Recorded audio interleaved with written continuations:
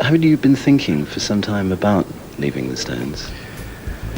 Yes, it had been sort of in the back of my mind for quite a long time.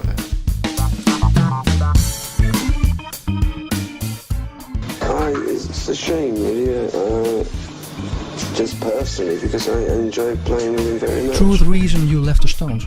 Well, Was it often said... I was still trying to figure out what the real reason is myself. Why did Mick Taylor quit the Rolling Stones on the 12th of December 1974, just before the recording sessions were to start for the Black and Blue album? Here are 10 possible reasons.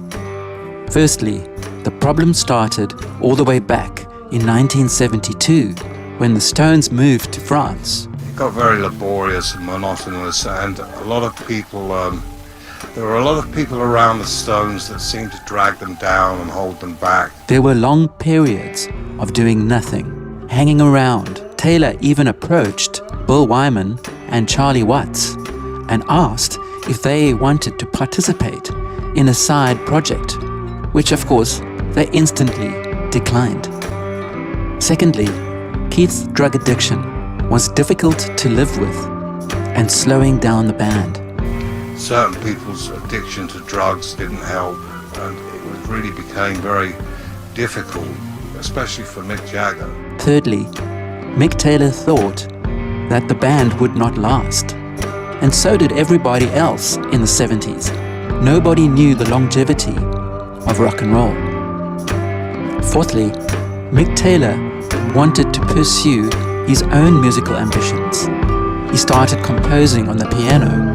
When I started to play piano and started to compose music on piano, that's when I sort of realised that I had a lot more musical potential that wasn't actually being used. And eventually joined the Jack Bruce Band.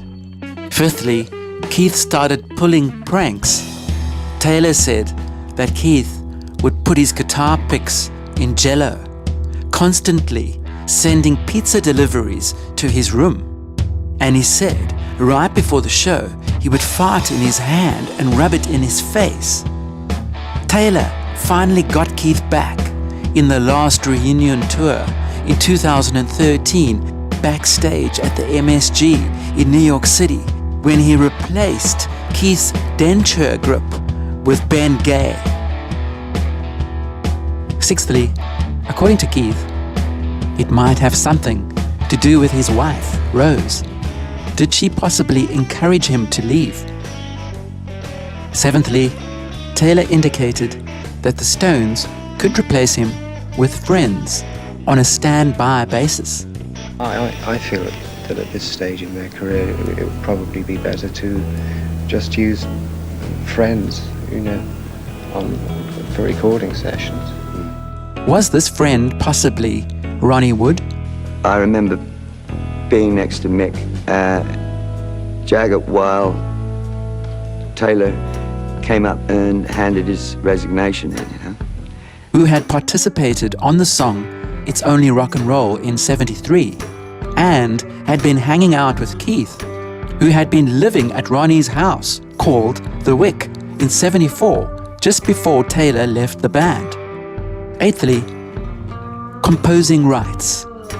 Mick Taylor was distraught when he never received any songwriting credits for the songs Till the Next Goodbye and Time Waits for No One, 2 songs he claimed he wrote with Mick Jagger in the studio in the absence of Keith.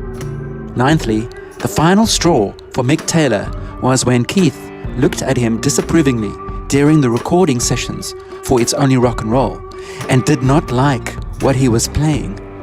Last but not least, Mick stated in the Crossfire Hurricane documentary that he left the Stones because of his own drug habit.